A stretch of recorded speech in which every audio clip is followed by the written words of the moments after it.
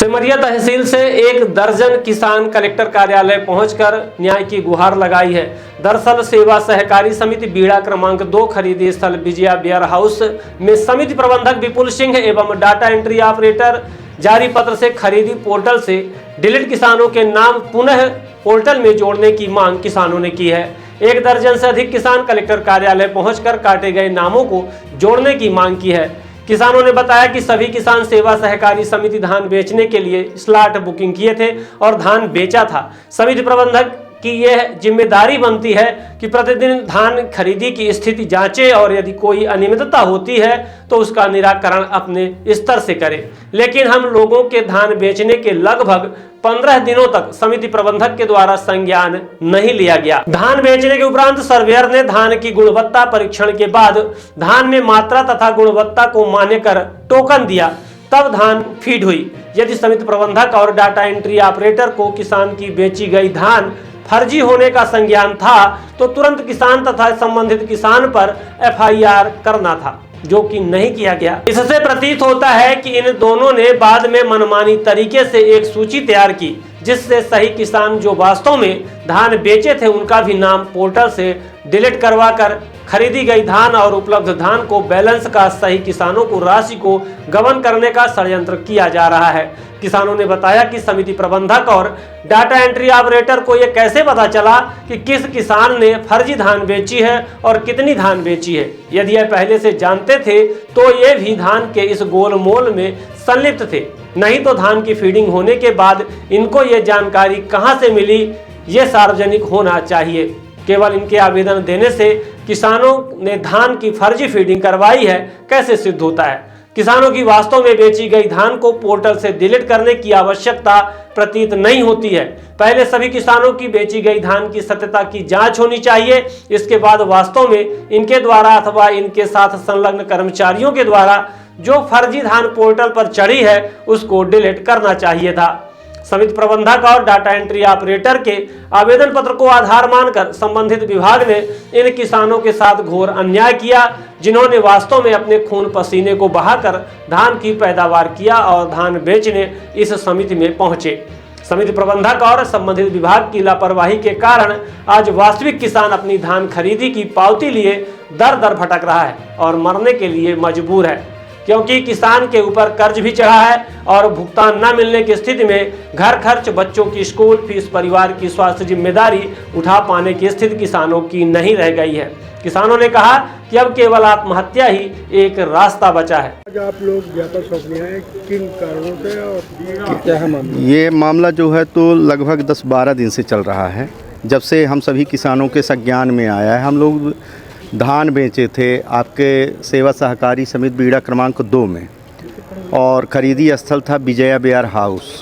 वहाँ पर धान बेच के हम लोग अपने पैसे का इंतज़ार कर रहे थे कि पैसा आ जाएगा, लेकिन जब पैसा नहीं आया तो जैसे जैसे हम लोगों के सामने स्थितियाँ आती गई उस हिसाब से, तो जब नहीं आया तो हम लोग एक बार कलेक्टर मैडम से मिले, उनको एक ज्ञापन दिया कि हम लोगों का भुगतान क्यों रोका गया है। इसके बाद मैडम ने ये कहा कि आपका भुगतान आएगा, जांच चल रही है। अब इसके बाद फिर हम लोग 2-4 दिन से इंतज़ार करते रहे। सुनने में आया, पेपर में भी आउट हुआ कि 2 लोगों को पकड़ा गया है, लेकिन हम लोग भी आपस में जो है तो इधर उधर से चर्चाएं सुन रहे थे। तो जो सुनने में आया है कि ये टोटल मामला जो है तो यहाँ से विभाग के ही संरक्षण में किया जा रहा है। किसानों का जो पैसा गबन किया जा रहा है, तो यहाँ आपके विभाग में एक सुरेंद्र मिश्रा जी हैं। तो सुरेंद्र मिश्रा जी ने क्या किया है कि उनके साले थे राजा शुक्ला, तो पहले से ही विपुल सिंह से उन्होंने ये बात रखी थी कि इनको खरीदी केंद्र जब आप प्रभारी बनाएंगे तभी जो है तो आपको समिति दी जाएगी। तो इसके बाद ऐसा उन लोगों ने अपना साठ गांठ करके समिति लिया और ये पूरा कार्यक्रम बनाया। अब जो है तो किसानों का पैसा केवल एक चीज़ की वजह से, चूँकि ये सभी लोग मिल कर के क्या किए हैं कि फर्जी धान चढ़वा दिए हैं और जो वास्तविक किसान हैं उनको भुगतान नहीं मिला है, तो वो परेशान हो रहे हैं। और धान को बैलेंस किया जा रहा है, केवल स्टॉक को बैलेंस किया जा रहा है और किसान जो है तो ऐसे घूमता रहेगा। कुल कहानी इतनी है। मतलब फर्जी लोगों का नाम चढ़ा के? हाँ, कुछ लोगों का निश्चित रूप से चढ़ा है ऐसा जो है तो हम लोगों के भी, जैसे एक हमारे जो है तो किसान मित्र ही हैं, तो उनके खाते में 94 बोरी चढ़ा है।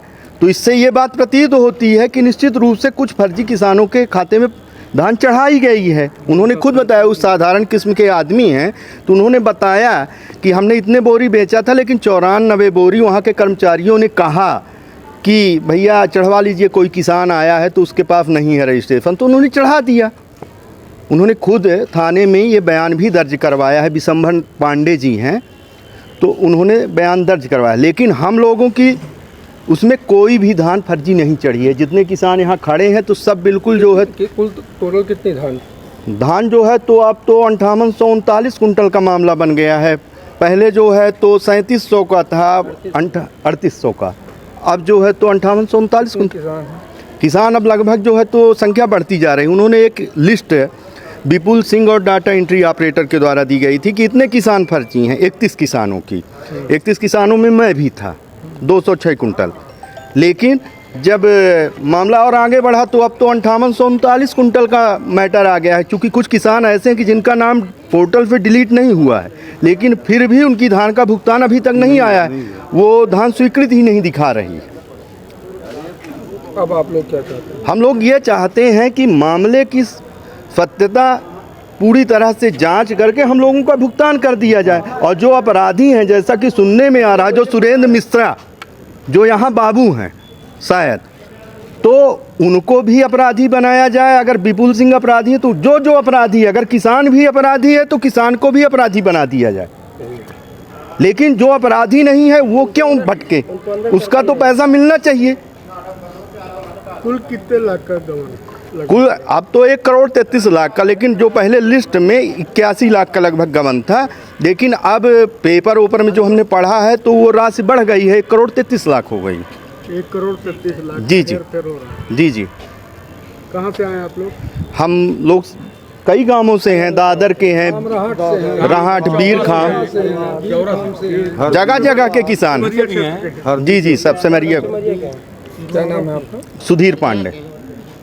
Bihan hospital and research centre आपके अच्छे स्वास्थ्य हेतु समर्पित सर्व सुविधा युक्त हॉस्पिटल। बिहान हॉस्पिटल में स्त्री रोग, कैंसर, मेडिसिन एवं कैंसर सर्जरी, यूरोलॉजी, न्यूरोलॉजी, हृदय रोग, ऑर्थोपेडिक, जनरल मेडिसिन, बाल चिकित्सा, जनरल एवं लेप्रोस्कोपी, प्लास्टिक सर्जरी संबंधित सभी बीमारियों के उपचार की सुविधा उपलब्ध है। बिहान हॉस्पिटल में emergency ambulance, pathology, pharmacy, dialysis, 2D echo, छाती की जांच, सोनोग्राफी, PFT फेफड़ों की जांच, फिजियोथेरेपी की सुविधा उपलब्ध है। विहान हॉस्पिटल में मेडिक्लेम इंश्योरेंस, कैशलेस सुविधा, आयुष्मान भारत कार्ड धारी को सुविधा उपलब्ध है। विहान हॉस्पिटल में 24 घंटे एम्बुलेंस की सेवा उपलब्ध है। हमारा पता है NH7 होटल लैंडमार्क के पहले रतहरा, रीवा। अधिक जानकारी के लिए संपर्क करें। Helpline number 9074 5146 14।